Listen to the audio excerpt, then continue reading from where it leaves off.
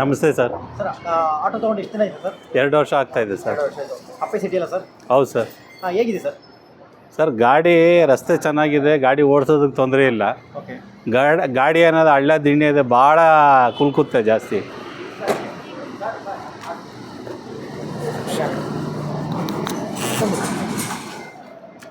ಹೌದಾ? ಮತ್ತೆ ಏನಾದ್ರು ಪ್ರಾಬ್ಲಮ್ ಇದೆ ಸರ್? ಮತ್ತೆ ಗಾಡಿಯಲ್ಲಿ ಬ್ರೇಕ್ ಸೆನ್ಸರ್ದೆಲ್ಲ ಭಾಳ ತೊಂದರೆ ಇದೆ.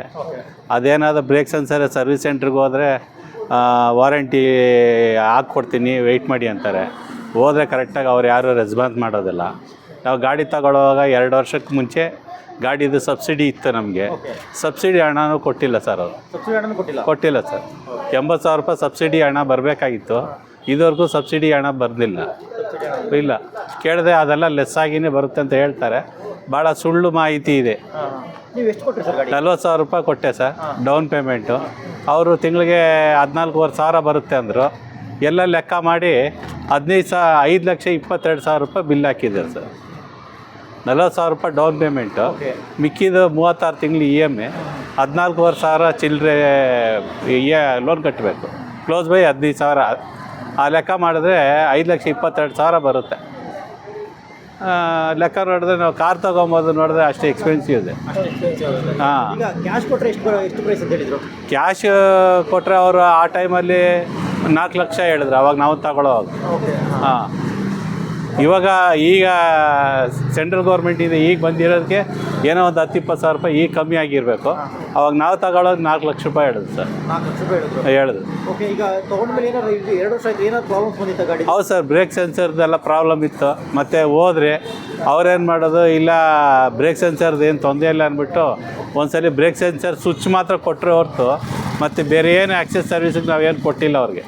ಯಾಕಂದ್ರೆ ಏನು ಸರ್ ಮೈಲೇಜ್ ಬರುತ್ತೆ ಸರ್. ಒಂದು ರೋಡ್ ಖಾಲಿ ಇತ್ತಂದರೆ, ರೋಡು ಯಾವ ಟ್ರಾಫಿಕ್ ಇರ್ಬೋದು, ನಾನ್ ಸ್ಟಾಪ್ ಓಡಿಸ್ರೂ 160ವರೆಗೂ ಬರುತ್ತೆ ಸರ್. 160? ಹಾಂ ಬರುತ್ತೆ. ಚಾರ್ಜಿಂಗ್ ಎಷ್ಟು ಅವರ್ ಮಾಡಬೇಕು? ಮಿನಿಮಮ್ ಒಂದು 4.5 to 5 ಅವರ್ ಮಾಡಬೇಕು. 4 to 5 ಅವರ್ ಮಾಡಬೇಕು. ಈಗ ನೀವು 60 ಕಿಲೋಮೀಟರ್ ಸಾಕಾಗುತ್ತಾ?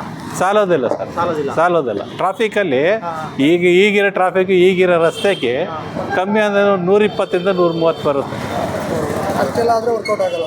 ಏನೂ ಆಗಲ್ಲ, ಕಷ್ಟ ಆಗುತ್ತೆ. ಈಗ ನೀವು ಅಪ್ಪೆ ಸಿಟಿನೇ ಯಾಕೆ ತೊಗೊಂಡ್ರಿ? ಬೇರೆ ಗಾಡಿಗಳು ತುಂಬ ಇತ್ತಲ್ಲ? ಇಲ್ಲ, ಇದು ಯಾಕಂದ್ರೆ ಇದು ಹಳೇದು, ಇದು ಕಂಪನಿ ಹಳೇದು. ಬಜಾಜ್ ಬಿಟ್ಟರೆ ಅಪ್ಪೆನೇ. ನಾವು ಎಲೆಕ್ಟ್ರಿಕಲಲ್ಲಿ ಇದು ಬೆಟ್ರಿ ಇರುತ್ತೆ ಅಂತ ನಂಬದ್ರಿ.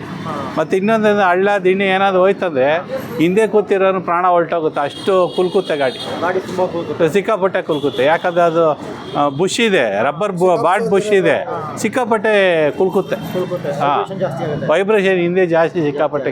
ನಮಗೂ ಭಾಳ ಕಷ್ಟ ಆಗುತ್ತೆ ಗಾಡಿ ಹೇಳಿದ್ದಾರೆ ಸರ್. ಹೇಳಿದ್ದಾರೆ. ಅದು ಇನ್ನೊಂದೇನಂದರೆ ಅವ್ರು ಹೇಳಿದ್ರು 2 ಲಕ್ಷವರೆಗೂ ನಿಮ್ಗೆ ಏನು ತೊಂದರೆ ಇಲ್ಲ ಅಂತ. 60,000 ರೂಪಾಯಿ 61,000 ಕಿಲೋಮೀಟ್ರ್ ಓಡಿಸಿದ್ದೀನಿ. ಈಗ 61,000 ಆದಮೇಲೆ ಪಿಕಪ್ ಭಾಳ ಕಡಿಮೆ ಆಗ್ತಾಯಿದೆ. ಹಾಂ. ಬ್ಯಾಟ್ರಿ ಎಷ್ಟು ವರ್ಷ ವಾರಂಟಿ ಕೊಟ್ಟಿದ್ದಾರೆ? ಅವರು 3 ವರ್ಷ ಸರ್. ನೋಡಿ, ಸ್ಟಿಕ್ಕರ್ ಹಾಕಿದ್ದಾರೆ 3 ವರ್ಷ.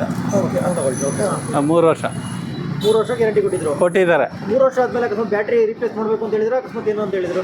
ಏನು ರೀಪ್ಲೇಸ್ಮೆಂಟ್ ಏನಿಲ್ಲ ಸರ್. ಹೋದ್ಮೇಲೆ ಅದು ನಮ್ಮ ತಲೆ ಮೇಲೆ. ಅದು ಅಷ್ಟೊಂದು ಲೋನ್ ಮುಗ್ದೋಗಿಬಿಟ್ಟಿರುತ್ತಲ್ಲ, ಲೋನ್ ಮುಗ್ದೋಗಿರುತ್ತೆ, ದುಡ್ಡು ಅವ್ರಿಗೆ ಹೋಗ್ಬಿಟ್ಟಿರುತ್ತೆ. ಬ್ಯಾಟ್ರಿ ಎಷ್ಟಾಗುತ್ತೆ ಹೇಳಿದ್ರೆ? ಅವ್ರು ಹೇಳಿದ್ರು ಶೋರೂಮಲ್ಲಿ ನಮ್ಗೆ ಹೇಳಿದ್ರು 1,30,000 ರೂಪಾಯಿವರೆಗೂ ಬರ್ಬೋದು ಅಂತ ಹೇಳಿದ್ರು. 1,30,30,000 ರೂಪಾಯಿ? ಹಾಂ.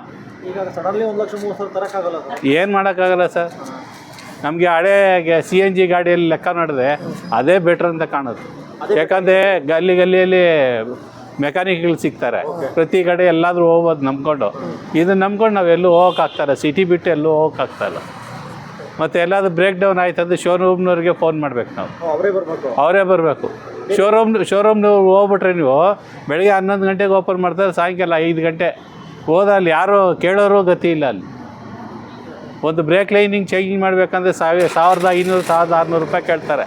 ಅದೇ ಲೈನಿಂಗ್ ನಾವು ಚೇಂಜ್ ಮಾಡಿಕೊಂಡ್ರೆ ಹೊರಗಡೆ ಬಂದ್ಬಿಟ್ಟು 500-600 ರೂಪಾಯಿ ಆಗೋಗುತ್ತೆ.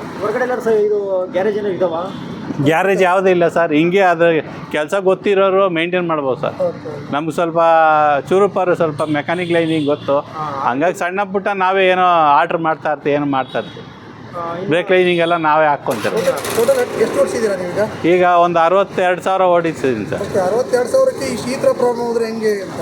ಏನು ಸರ್ ಮಾಡೋದು, ಬಡವರು ಗೊತ್ತಿಲ್ಲ ತಗೊಂಡ್ಬಿಟ್ಟಿದ್ದೀರಿ, ಹಾಂ, ಇವಾಗ ಒದ್ದಾಡಲೇಬೇಕಲ್ಲ.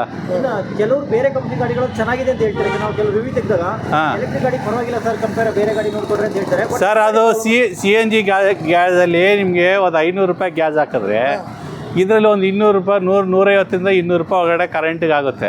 300 ರೂಪಾಯಿ ಅಲ್ಲಿ ಸೇವ್ ಆದ್ರೂ ನಮ್ಗೆ ಎಕ್ಸ್ಟ್ರಾ ಇದೆಲ್ಲ ಹೋಗುತ್ತಲ್ಲ. ಹೌದು. ನಮ್ಮ ಸ್ನೇಹಿತರು ಇನ್ನೊಂದು ಗಾಡಿ ಇತ್ತು, ಒಂದು ಇಲಿ ಕಚ್ಬಿಟ್ಟಿದ್ದು ವೈಯರ್. ಆ ಒಂದು ವೈಯರ್ ಅದನ್ನು ಕರೆಕ್ಟಾಗಿ ಜಾಯಿನ್ ಮಾಡಿ ಕೊಟ್ಟಿದ್ರೆ ಆಗಿತ್ತು. ಫುಲ್ ಲೈನಿಂಗ್ ಚೇಂಜ್ ಮಾಡಿ ಅಂದ್ಬಿಟ್ಟು ಅದಕ್ಕೆ 16,000 ರೂಪಾಯಿ ಬಿಲ್ ಹಾಕಿದ್ದು. ಫುಲ್ ಲೈನ್ ಚೇಂಜ್ ಮಾಡಬೇಕು. ಯಾವುದೇ ಬಿಡಿ ಭಾಗ ಯಾವುದೋ ಆಚೆ ಸಿಗ್ತಾ ಇಲ್ಲ, ಎಲ್ಲ ಶೋರೂಮ್ಗೆ ಹೋಗ್ಬೇಕು. ಅವ್ರು ಹೇಳ್ದಂಗೆ ಕೇಳಬೇಕು ನಾವು. ಸರ್ವಿಸ್ ಒಂದು ಪ್ರಾಬ್ಲಮ್ ಇದೆ ಅಂತೀರ? ಸರ್ವಿಸ್ ಸೆಂಟ್ರಲ್ಲಿ ಯಾರು ಅಂಥ ಒಳ್ಳೆ ಕೆಲಸಗಾರ ಯಾರೂ ಇಲ್ಲ ಸರ್. ಈ ಕಂಪ್ನಿ ಅಷ್ಟು ತುಂಬ ಪ್ರಾಬ್ಲಮ್ಸ್ ಇದೆ. ಆಲ್ರೆಡಿ ನಾನು ಇದಕ್ಕೆ ಹೆಡ್ ಆಫೀಸ್ ಪೂನಾಗೆ ಮೇಲ್ ಮಾಡಿದ್ದೆ, ಕಂಪ್ಲೇಂಟ್ ಮಾಡಿದ್ದೆ. ಈಗ ನಿಮ್ಮ ಜೊತೆಗಿರೋರು ಯಾರಾದರೂ ಬೇರೆ ಎಲೆಕ್ಟ್ರಿಕಲ್ ವೆಹಿಕಲ್ ತಗೊಂಡಿದ್ದಾರೆ ಬೇರೆ ಕಂಪ್ನಿ? ತಗೊಂಡಿದ್ದಾರೆ ಸರ್, ಅವ್ರದ್ದು ಹೆಂಗಿದೆ ಅಂತ ಹೇಳ್ತಾರೆ? ಅವ್ರು ಹೇಳ್ತಾರೆ ಬಜಾಜ್ ಸ್ವಲ್ಪ ಬೆಟರ್ ಇದೆ ಅಂತಾರೆ. ಇದಕ್ಕಿಂತ ಬಜಾಜ್ ಬಜಾಜ್ ಬೆಟರ್ ಇದೆ ಅಂತಾರೆ. ಬಜಾಜ್ ಆರಿ ಆಗಿರ್ಬೋದು. ಹಾಂ, ಬಜಾಜ್ ಸ್ವಲ್ಪ ಬೆಟರ್ ಇದೆ ಅಂತಾರೆ. ಅದೇ ನಮಗೆ ಗಾಡಿ ಬಗ್ಗೆ ಅಂದರೆ ಗಾಡಿ ಸರ್ವಿಸು ಆಕ್ಸೆಸ್ ಸರ್ವಿಸ್ ಎಲ್ಲ ಅವ್ರು ಕರೆಕ್ಟಾಗಿ ಕೊಟ್ಟು ಬಡವ್ರು ಸ್ವಲ್ಪ ಸಪೋರ್ಟ್ ಮಾಡಿದ್ರೆ ಒಳ್ಳೆ ಸರ್. ಗಾಡಿ ತಗೊಂಡೋಗಿ ಹೇಗಿತ್ತು? ತಗೊಂಡೋಗಿ ಓಡಿಸೋವಾಗ ಆಗಿರ್ಬೋದು? ಇಲ್ಲ ಸರ್, ಅವಾಗಿಂದನೂ ಸೇಮ್ ಹಂಗೆ. ಈ ರಸ್ತೆ ಬೆಂಗಳೂರು ರಸ್ತೆ ನೋಡಿದ್ರೆ ಇಷ್ಟ ಹದಗೆಟ್ಟಿದೆ. ಮತ್ತು ಯಾರು ವಯಸ್ಸಾದವರು, ಗರ್ಭಿಣಿಯರು, ಪೇಷಂಟ್ಗಳು ಅವ್ರು ಕುತ್ಕೊಂಡು ಗಾಡಿ ಓಡ್ಸೋಕ್ಕಾಗಲ್ಲ ಈ ಸಿಟಿ ಒಳಗಡೆ. ಕುಲ್ಕೋದು ಜಾಸ್ತಿ ಗಾಡಿ. ಸ್ಪೇಸ್ ಎಲ್ಲ ಚೆನ್ನಾಗಿದೆ ಸರ್. ಸ್ಪೇಸ್ ಚೆನ್ನಾಗಿದೆ ಸರ್, ಸ್ಪೇಸ್ ಚೆನ್ನಾಗಿದೆ. ಸ್ಪೇಸ್ಗೇನು ತೊಂದರೆ ಇಲ್ಲ.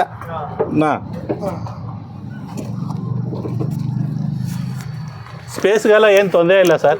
ಪರವಾಗಿಲ್ಲ. ಹಿಂದೇನೋ ಬೆಟ್ರಿ ಸರ್. ಜನ ಬಂದ್ಬಿಟ್ಟು ನಮ್ಮ ಡ್ರೈವಿಂಗ್ ಮೇಲೆ ಡಿಪೆಂಡಬಲ್ ಆಗುತ್ತೆ. ಆದಷ್ಟು ನಾವು ನಿಧಾನ ಗಾಡಿ ಓಡಿಸೋದು ನಾನು. ಓಕೆ. ಯಾಕಂದರೆ ರಸ್ತೆ ಸರಿಯಿಲ್ಲ, ಈ ಜನ ಭಾಳ ಕಂಪ್ಲೇಂಟ್ ಮಾಡ್ತಾರೆ ಅಂದ್ಬಿಟ್ಟು ಆದಷ್ಟು ನಿಧಾನನೇ ಹೋಗ್ತಾರೆ ನಾನು. ಓಕೆ, ಇದು ಬ್ಯಾಟ್ರಿ ಎಲ್ಲ ಇಲ್ಲಿ ಹಿಂದ್ಗಡೆ ಬರುತ್ತೆ ಸರ್? ಹಿಂದ್ಗಡೆ ಸರ್. ಓಕೆ, ಇಲ್ಲಿ ತೋರಿಸಿ ಸರ್. ಇಲ್ಲಿ ಬರುತ್ತೆ ಸರ್? ಇದು ಬಂದ್ಬಿಟ್ಟು ಇದ್ರದ್ದು ಸರ್, ಮೀಟ್ರದ್ದು. ಮೀಟರ್ ಬೇರೆ ಬ್ಯಾಟ್ರಿ ನೋಡಿ ಇಲ್ಲಿ ಮೀಟ್ರದ್ದು ಇದು. ಈ ಮೀಟರ್ಗೆ? ಇದು ಮೀಟ್ರಿಗೆ.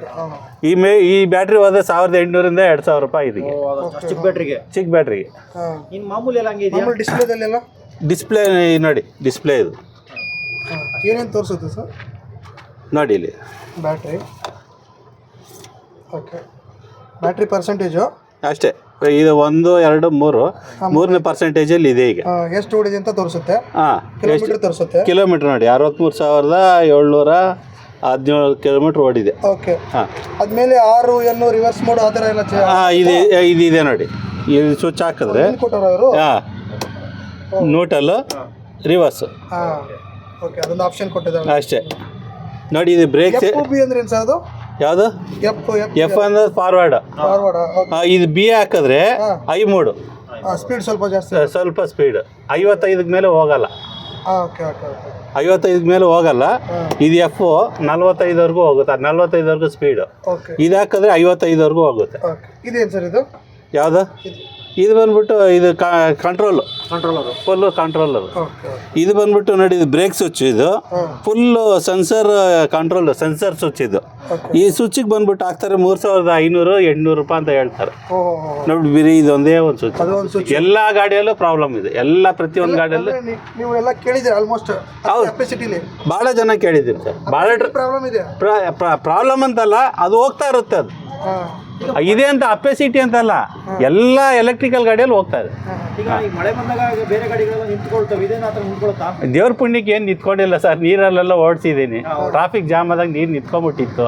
2 ಅಡಿವರೆಗೂ ನಿಂತಿದೆ, 3 ಅಡಿ ನಿಂತಿದೆ. ಏನೋ ಭಗವಂತನ ಇಚ್ಛೆ, ಹೋಗ್ಲೇಬೇಕು, ಹೋಗಿದ್ದೀನಿ. ನಿಂತಿಲ್ಲ ಸರ್. CNGಗೆಲ್ಲ ಬೀಟ್ ಮಾಡ್ಕೊಂಡು ಹೋಗಿದ್ದೀರಿ. ಹಾಂ, ಮಾಡಿದೆ. ಸರ್ವಿಸ್ ಚೇಂಜ್ ಮಾಡ್ಕೊಂಡ್ರೆ ಬೆಟರ್ ಆಗುತ್ತೆ ಅಂತ ಹೇಳ್ತೀರಾ ನೀವು? ಅದೇ ಸರ್ವಿಸ್, ಆಕ್ಸೆಸ್ ಸರ್ವಿಸ್ ಎಲ್ಲ ಸ್ವಲ್ಪ ಕೊಟ್ಟು, ಮತ್ತು ಇದಕ್ಕೆ ಏನೈತೆ ಸಬ್ಸಿಡಿ, ಡ್ರೈವರ್ಗಳಿಗೆ ಏನು ಕೊಡಬೇಕಾಗಿರೋದು ಅಂತ ಕೊಟ್ಟು, ಗಾಡಿ ಆಕ್ಸೆಸ್ ಸರ್ವಿಸ್ ಕರೆಕ್ಟಾಗಿ ಕೊಟ್ಬಿಟ್ರೆ ಬೆಟರ್ ಸರ್. ಬೆಟರ್. ಬಿರೇ ರೂಪ್ ಮಾತ್ರ ಸರ್, ಇದೇನಿಲ್ಲ.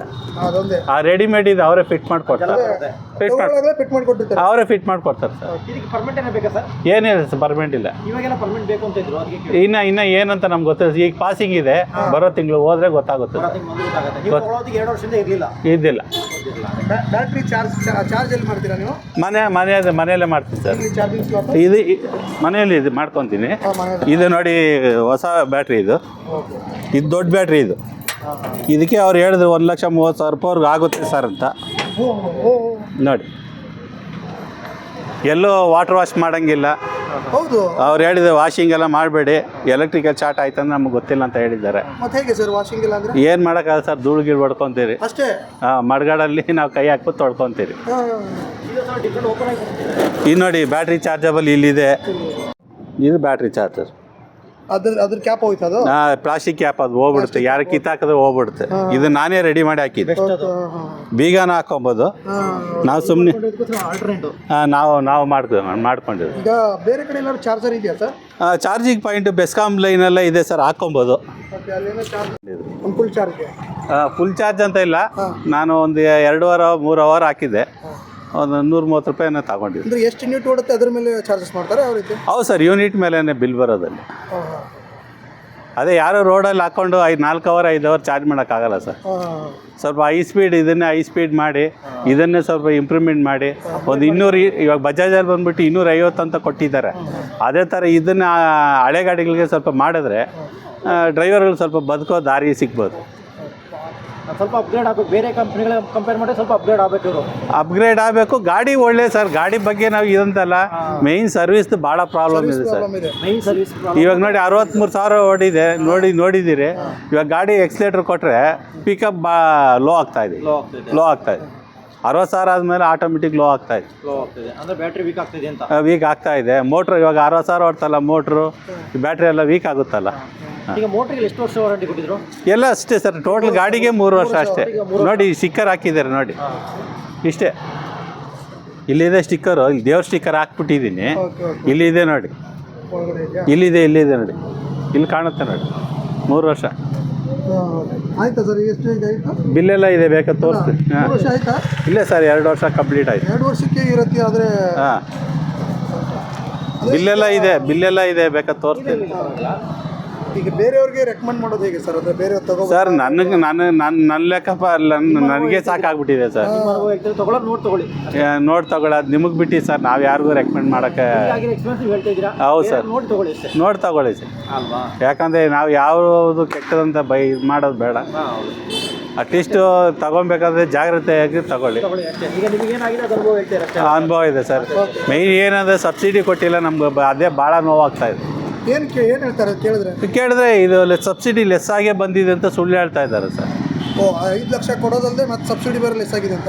ಲೆಸ್ ಆಗಿದೆ ಅಂತ ಹೇಳ್ತಾರೆ ಸರ್, ಸುಳ್ಳು ಹೇಳ್ತಾರೆ ಸರ್. ಯಾರಿಗೂ ಕೊಟ್ಟಿಲ್ಲ ಸರ್ ಅವರು.